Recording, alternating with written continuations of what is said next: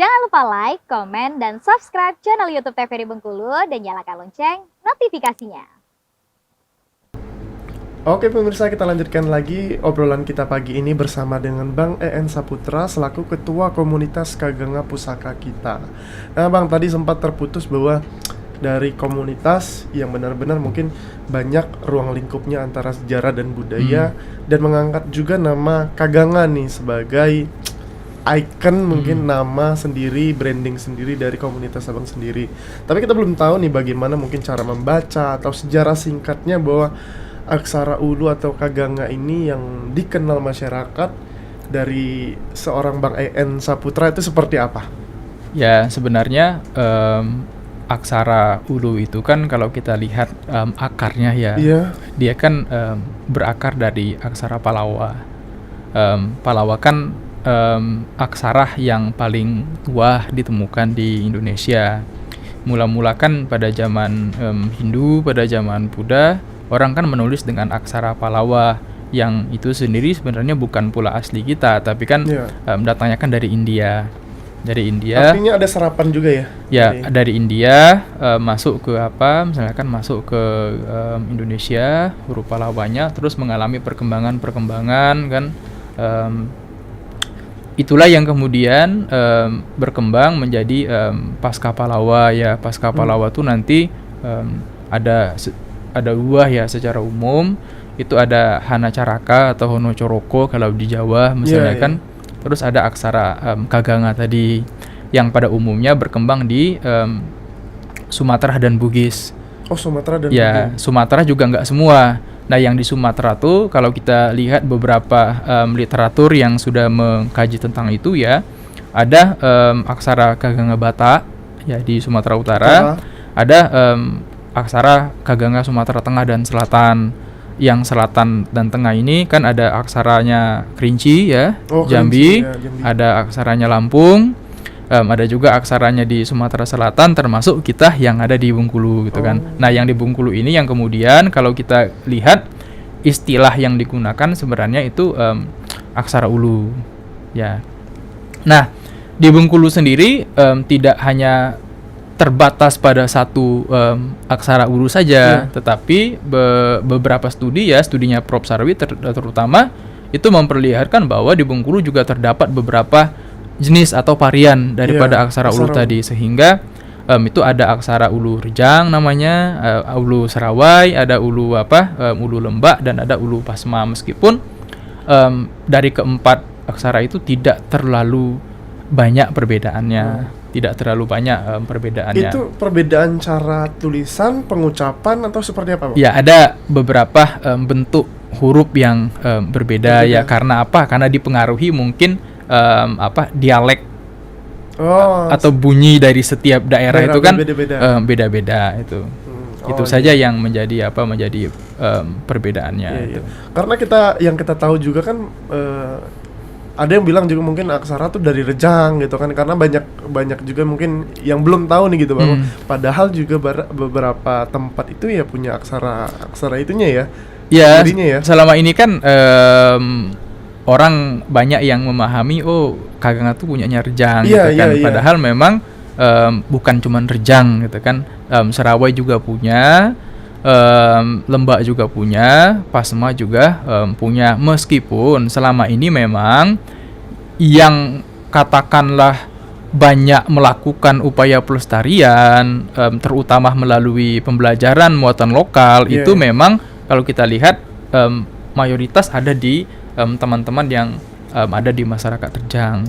Sementara kalau saya lihat di Seluma, terus di Bengkulu Selatan sama Kaur, setahu saya belum ada mulok khusus tentang pengajaran aksara ulu tadi. Kalaupun ada, dia diajarkan ya mungkin diselipkan atau diintegrasikan ke mata pelajaran yang ada tadi, tapi tidak secara khusus mengajarkan tentang itu. Dan itu pun barangkali baru akhir-akhir ini juga dilakukan. Sementara kalau orang-orang Rejang kan sudah sejak lama melakukan pengajaran itu, gitu kan. Terutama budayanya juga, terutama di level SD, kalau saya nggak salah, dulu di beberapa kabupaten itu pernah dilakukan pengajaran secara formal, Iya, sehingga lebih terkenal gitu kan. Iya, iya. Tingkat pemahaman orang memang rata-rata yang paling banyak bisa baca, bisa tulis ya orang-orang yang dari Rejang juga. Sementara Iya. yang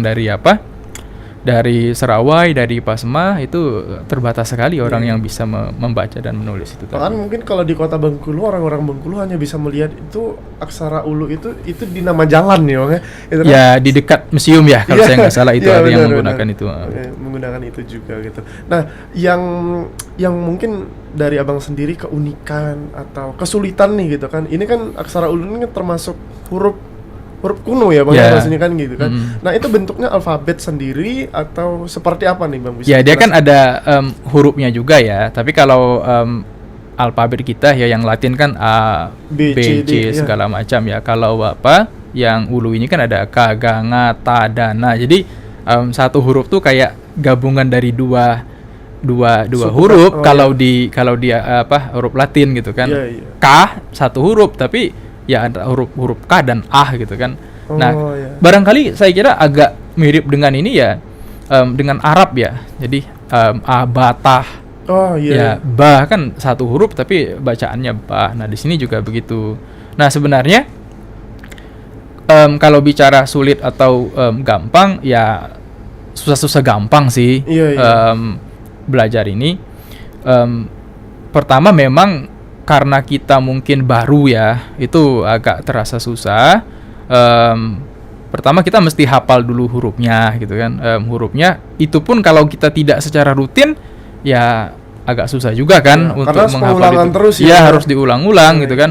Terus kalau kita sudah hafal huruf dasarnya ya baru kita nanti menghafal sandangannya namanya. Oh, sandangan. Itu tanda baca. Kalau kayak di huruf Arab kan ba bisa berubah jadi bi, Iya, bisa berubah jadi jadi bu, bu. bisa berubah jadi ban, Iya. bisa berubah jadi bun, Iya, bisa iya. berubah jadi bin. Bin, Nah, iya. di huruf ulu juga begitu Oh. sifatnya. Kita bisa merubah bunyi dari suatu huruf itu tadi gitu kan. Nah, itu tanda baca namanya. Nah, kalau kesulitan paling tinggi saya kira mungkin di tanda baca ini tadi. Oh, Di di tanda tanda baca dan menulis kata atau kalimat yang agak kompleks pengucapannya, terutama di bahasa-bahasa daerah. Oh, iya, iya. Nah, Mungkin ada satu kata atau satu kalimat yang mungkin Abang tahu, paham maknanya juga yang bisa disampaikan mungkin. ya misalnya kan kalau di kalau di saya nggak usah besar Rejang nih, jadi Oh, saya iya. ambil contoh yang bahasa Serawai.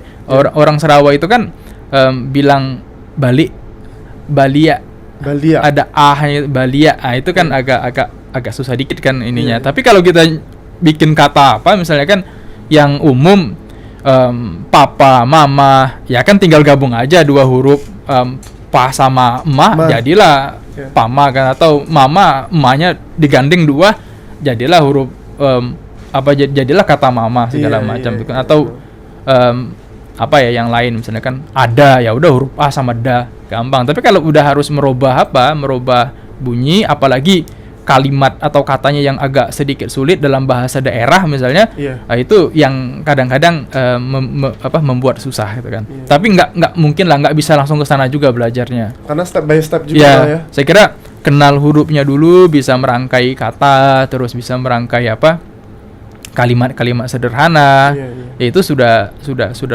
bagus sih menurut saya. Iya, iya. Apalagi kalau dilakukan secara rutin, ya tentu akan sangat bagus. Iya, iya. Dan kalau mau ibaratnya lebih serius lagi, ingin belajar aksara ulu, naskah ulu, ya langsung aja praktek bener membaca naskahnya.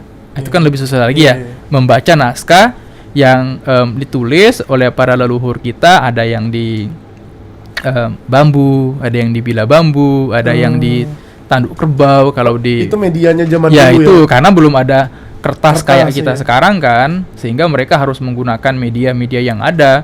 Ada yang di bambu, ada yang di rotan juga, sehingga nggak menggunakan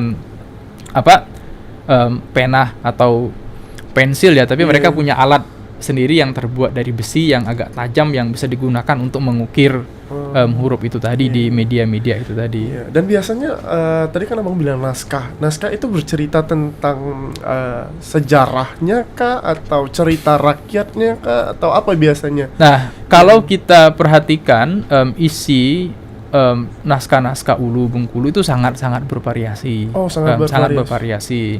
Ada yang berisikan tentang ilmu pengobatan, misalnya kan, tentang beberapa jenis penyakit, terus apa obat dari penyakit itu, biasanya berupa obat-obat herbal ya, tumbuhan, entah daun, entah akar biasanya kan. Terus di mana kira-kira bisa ditemukan tumbuhannya, bagaimana cara mengobatkannya, segala macam. Itu ada isi naskah yang isinya tentang tentang ilmu pengobatan tadi. Gitu. Ada juga yang tentang jampi-jampi atau mantra, misalnya mantra. kan ya mantra. Ya orang dulu sangat akrab ya dengan dunia mantra, dengan jampi-jampi. Bahkan masih budaya, maksudnya budaya dulu tuh memang masih kental banget dengan hal-hal yang kayak gitu bang ya. Iya, jangankan dulu, sekarang saja masih berlaku di beberapa daerah tempat gitu kan. Orang sakit gigi di jampi gitu kan. Iya benar. Terus Walaupun kemajuan teknologi juga seiring berjalannya waktu makin berkembang, tapi juga tetap budaya itu kadang ya masih ada aja orang yang mempraktekkan itu. Karena gitu secara kan. psikologis kan mempercayai mungkin Ya, kayak gitu. banyak lah yang di jampi itu kan bengkak di jampi juga, segala macam kan. Ya, terus ada juga yang tentang sejarahnya ada, tentang dakwah juga ada. Ya, jadi kayak salinan dari misalnya salah satu surat dalam Al-Quran segala macam. Kalau secara sejarahnya bang sendiri, aksara Ulu ini artinya di zaman kapan, dan maksudnya tuh sampai sekarang juga mungkin sejarawan sebagai abang juga maksudnya ikut terjun langsung melestarikan ini untuk mencari informasinya seperti apa juga? Seingat saya ya, kalau di penelitiannya Prof. Sarbit dan beberapa kali berbincang sama beliau, itu kemungkinan besar huruf itu mulai atau pertama kali berkembang di Bengkulu itu sekitar abad ke-17. Abad ke-17. Ya, karena berdasarkan naskah yang ada, jebarnya naskah yang paling tua ditemukan sekarang ya di abad itu. Meskipun memang kebanyakan daripada naskah yang ditulis itu, ini kelemahan orang kita juga barangkali ketika menulis naskah itu tidak mencantumkan tahun.